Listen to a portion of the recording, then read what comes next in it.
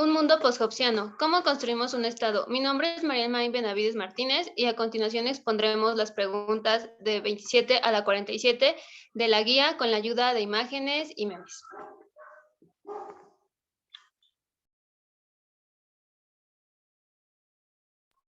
Yo soy Luis Ángel Gómez Sánchez. Yo soy Arely Jacinto Pérez. Y yo soy Jacqueline Martínez Carrizosa.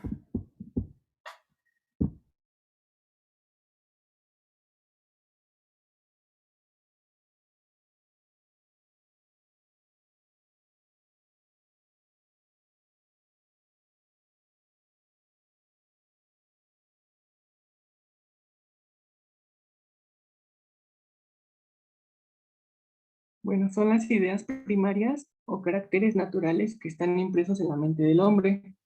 Supuestamente no necesitan ser aprendidos, ya que están en la mente del hombre desde que nace.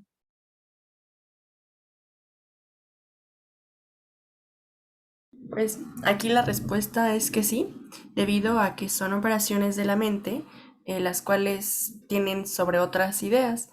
Entonces, por medio de esta reflexión se pueden tener las ideas como de percepción y las de volición. Y entonces son dos acciones de las más importantes y principales que tiene la mente.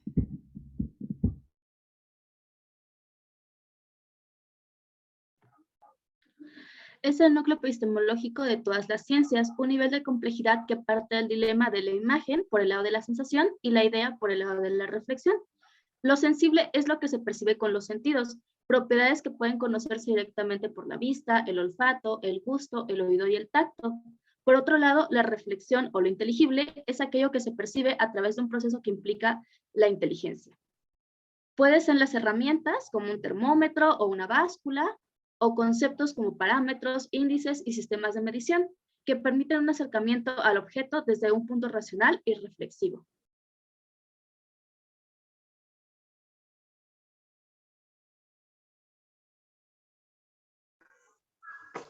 Las ideas simples son apariencias no compuestas, cualidades que afectan a nuestros sentidos.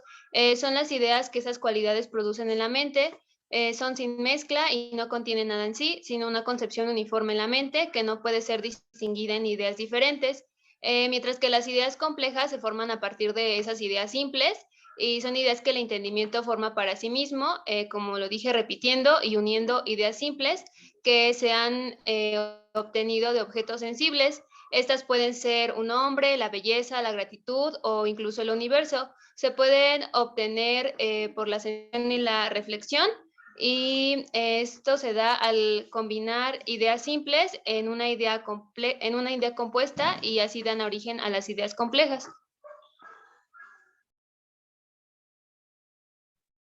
Las cualidades primarias son aquellas en las que se encuentran enteramente inseparables del cuerpo humano, cualquiera sea el estado en el que se encuentren. Por ejemplo, la solidez, la extensión, la forma y movilidad. Las cualidades secundarias son aquellas capaces de producir sensaciones diversas a partir de las cualidades primarias. Por ejemplo, los sonidos, los gustos y los colores.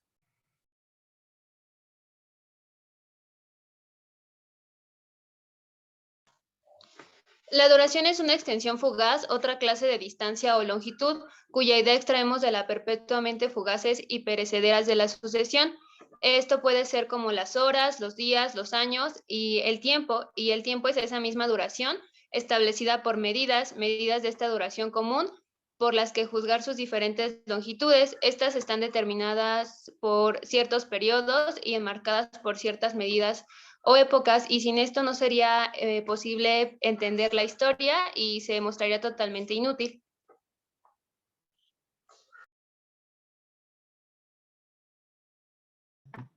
Los modos son ideas complejas que cualquiera que sea su combinación se las considera como dependencias o afecciones a las sustancias.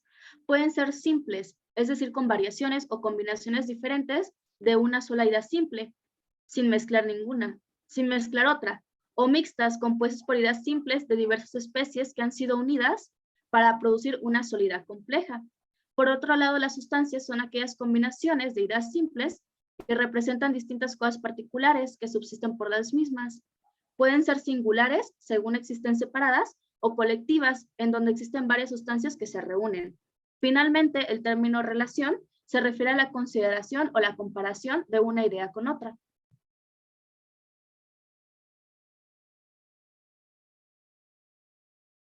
Y aquí es que en la esencia real corresponde a un tipo de esencia de las cosas, que son particulares sin darles algún nombre. Y en el caso de la esencia nominal, pues corresponde a la idea abstracta, la cual es significada por el nombre general. Entonces así le da una conexión constante entre su nombre y entre la esencia nominal que tiene.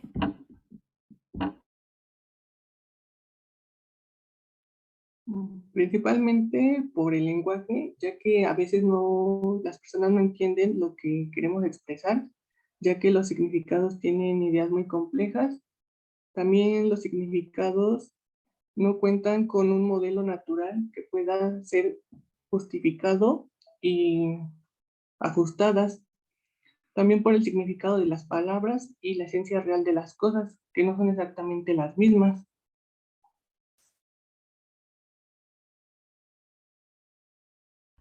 Y bueno, en esta pregunta prácticamente la respuesta es que, por ejemplo, en el intuitivo se presenta como una percepción inmediata sobre el acuerdo o el desacuerdo, sobre las ideas que originan el conocimiento.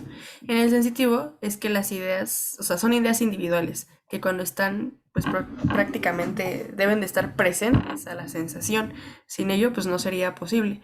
Y es importante mencionar que Locke consideraba a estos dos conocimientos, estas dos formas, como las válidas del conocimiento solamente.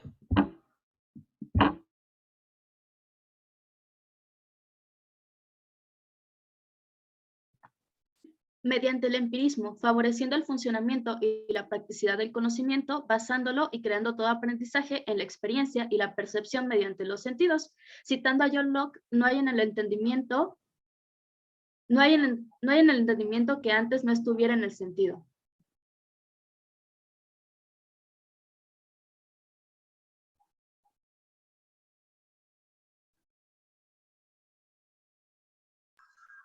La razón y la fe no se oponen, pues la fe debe estar regulada por la razón. Luke pensaba que cualquiera que sea la contraposición que se establezca entre fe y razón, la fe no es nada más que un firme asentamiento de la mente, el cual, si está regulado, como es nuestra obligación, no puede ser otorgado a nada que no se sustente en un buen razonamiento, de manera que fe y razón no se pueden oponer.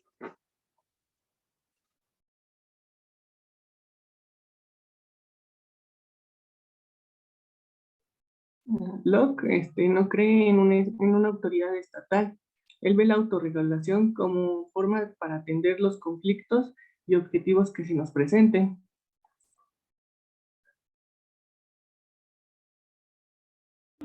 Y bueno, aquí es que el derecho natural prácticamente es que se consideraba a los hombres, bueno, que los hombres eran libres e iguales en un estado de naturaleza. En el derecho civil pues tenían como una libertad de comportarse moral y racionalmente dentro de un contexto en el cual pues habían estas reglas acordadas por una voluntad general o una voluntad conjunta de las personas y con el fin de buscar armonía.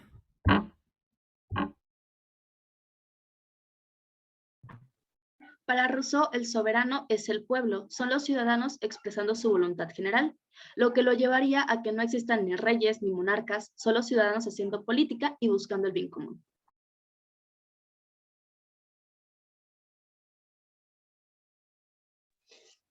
El contrato social es el Estado, es producto de la voluntad general y ésta se opone a las minorías, se desdobla de un marco normativo y posibilita una constitución.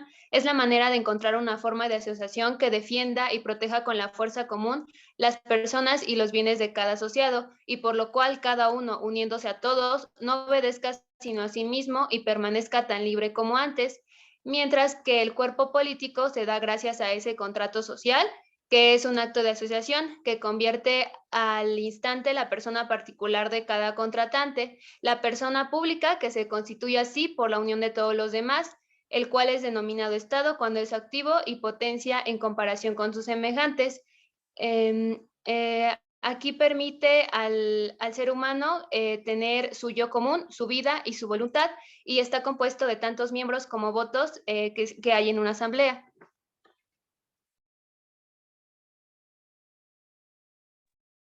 En el derecho de vida y en la esclavitud están relacionados el derecho de guerra y el derecho de gracia. En el derecho de guerra se le otorga el poder matar al vencido, el vencedor.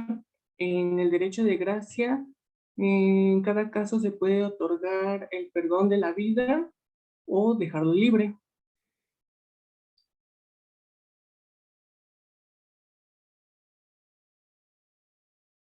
Y bueno, aquí en la voluntad general es que cada uno se entrega, o sea, no es como que alguien en particular.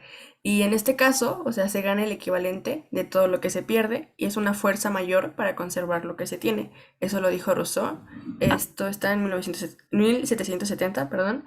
Y bueno, aquí en esta parte, que es una voluntad, que es de todos, es que se refiere a un interés previo, que ambas son propiedades que guardan en común una pluralidad que es la que las compone. Sin embargo, difieren en un detalle que pues prácticamente es la esencia de ambas.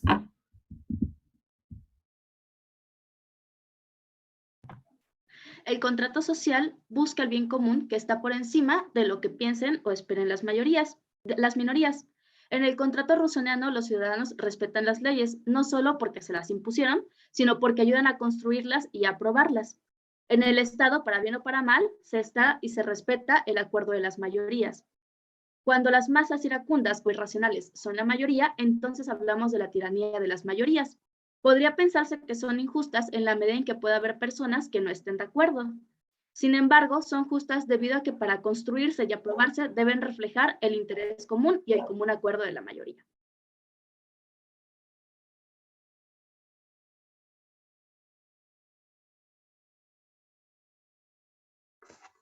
Con la nueva división de Servio se constituyó una nueva división de los habitantes de Roma. Esto no sucedió en las tribus rústicas porque habiendo llegado a ser una institución puramente civil, habiendo introducido otro reglamento para la leva de las tropas, las divisiones militares de Rómulo resultaron superfluas.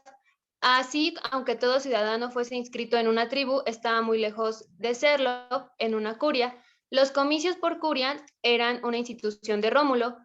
Cuando estas eran legítimamente convocadas, se llamaban comicios y se reunían en la plaza de Roma o en el campo Marte, dividiéndose en comicios por curias, comicios por centurias y comicios por tribus. Aquí ninguna ley era sancionada, ni electo ningún magistrado, sino en los comicios. Nadie estaba excluido del sufragio y el pueblo romano era de hecho y de derecho verdaderamente soberano. Al instituir Rómulo, las curias tenía en la mira contener el Senado con el pueblo y ésta con aquel para dominar sobre ambos. Dio pues al pueblo toda la autoridad del número para contrapesar la del poder y la de riqueza que dio a los patricios, pero según el espíritu monárquico, otorgó mayores ventajas a los patricios con la influencia de sus clientes sobre la pluralidad del sufragio.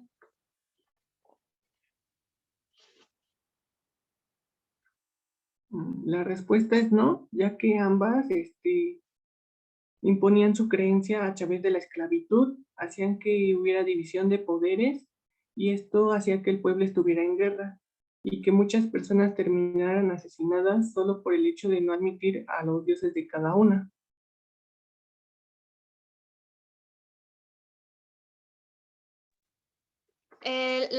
Lo anterior nos permitió comprender las ideas que tenía Luke acerca de cómo concebía él las ideas simples y que pues él pensaba que eran las que nosotros obtenemos a través de nuestros 5 sentidos y cómo al unir esas ideas simples nosotros vamos construyendo ideas complejas, además de su concepción que tenía de la duración, que él lo entendía como el tiempo, como las horas o los años. Hablando de Rousseau, nos permite entender cómo el contrato social se ha tomado como forma de instituir en los países, en ciertos países, y cómo esto va relacionado con el cuerpo político. También podemos analizar cómo estas ideas han sido tomadas y cómo se han llevado ya sea para bien o para mal de la sociedad y analizar si realmente podemos mejorar el estado en el que estamos y cómo lo podemos lograr, ya sea con las aportaciones de Luc o de Rousseau. También las respuestas anteriores nos permiten ver cómo el hombre va adquiriendo conocimiento a través del uso de su mente. También podemos ver cómo la falta de Estado hace que haya una autorregulación por parte del hombre y podemos ver cómo este hace juicio por su propia cuenta.